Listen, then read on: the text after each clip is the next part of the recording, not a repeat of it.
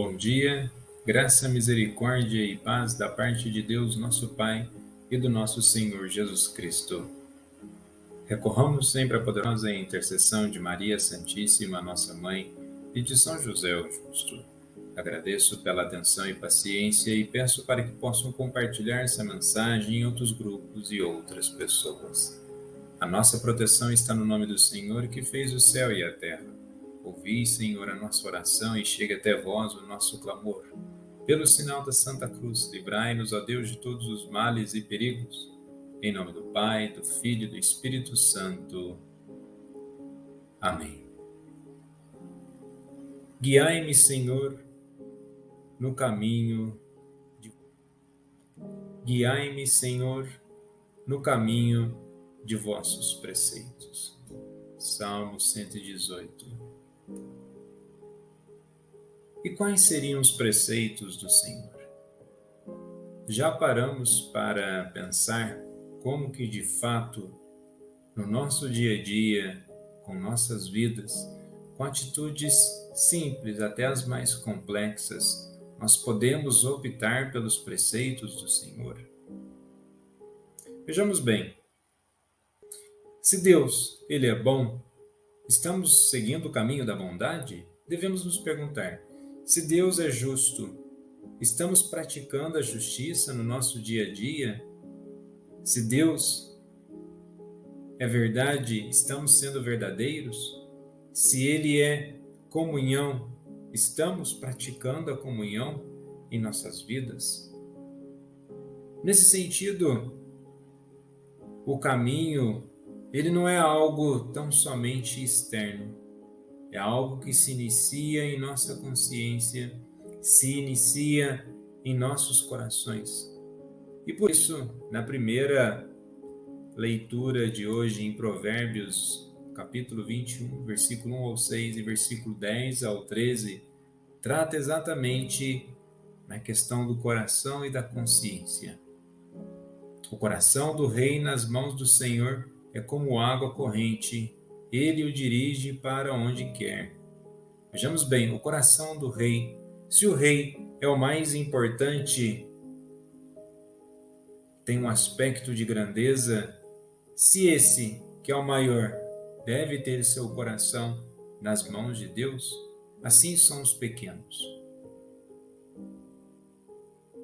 Na verdade, para Deus, não há distinção de pessoas. O que importa é fazer a sua vontade, colocar a vida nos preceitos e perante Deus. E a primeira leitura continua: o homem pensa que o seu caminho é sempre reto, mas é o Senhor que sonda os corações. Em paralelo à primeira leitura, o Salmo 139 traz de forma muito bela: sonda-me, ó Deus, e conhece o meu coração, prova-me e conhece os meus pensamentos. Vê se há em mim algum caminho mau e guia-me pelo caminho eterno. Vejamos bem, pedir para Deus nos conduzir no caminho eterno é que, de fato, em nossos corações, em nossa mente, na nossa forma de viver, não queiramos simplesmente fazer a nossa vontade, porque se ficarmos apegados tão somente às nossas vontades, aquilo que achamos que vai ser o melhor para nós, nos fechamos muitas vezes em um círculo permanente de egoísmo, num círculo permanente de achismos e de muitas vezes de ilusões.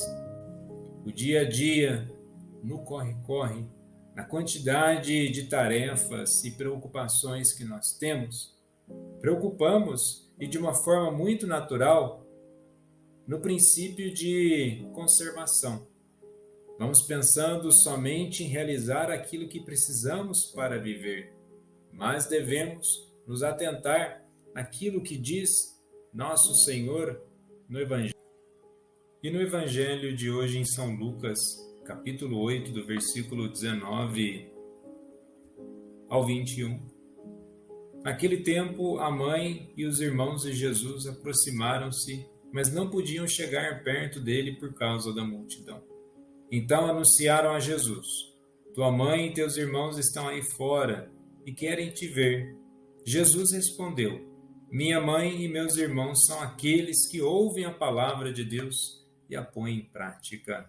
Palavra da salvação. Gostaria de aqui apontar para 2 pontos de reflexão. Primeiro, quem primeiramente ouviu e praticou a palavra de Deus foi Maria, a mãe de Jesus, nossa mãe. Ela foi a primeira discípula missionária. A verdadeira família de Jesus vive da palavra. A palavra de Deus gera laços de fraternidade e paz. Nos dizeres do Papa Francisco, Jesus formou uma nova família, já não baseada nos vínculos de sangue, mas na fé nele, no seu amor que nos acolhe e nos une, no Espírito Santo. Aquela resposta de Jesus não é uma falta de respeito para com a sua mãe e seus familiares.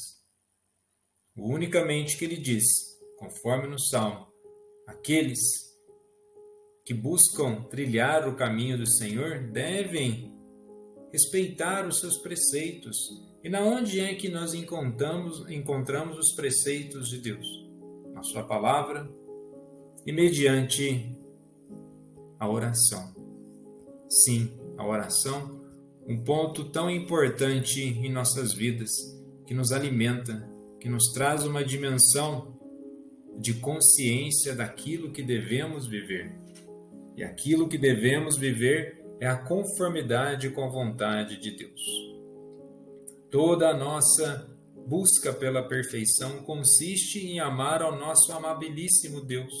A caridade é o vínculo da perfeição, conforme está na carta aos Colossenses, capítulo 3, versículo 14. E toda a perfeição do amor de Deus consiste em unir a nossa vontade com a sua santíssima vontade. O principal efeito do amor, diz São Dionísio, é unir a vontade daqueles que se amam de maneira que se torne uma e a mesma vontade. Por conseguinte, quanto mais uma pessoa está unida com a vontade divina, maior será o seu amor. Penitências, meditações, comunhões e obras de caridade praticadas para com o nosso próximo são de certo agradáveis a Deus. Mas quando? Quando essas obras são feitas em conformidade com a sua vontade. Mas quando elas não se praticam pela vontade de Deus, não só lhes são desagradáveis, mas também odiosas e merecedoras unicamente de castigo. Fazer a vontade de Deus não é para se glorificar. Fazer a vontade de Deus não é simplesmente para se sentir bem, mas todos aqueles que de fato, puramente fazem a vontade de Deus,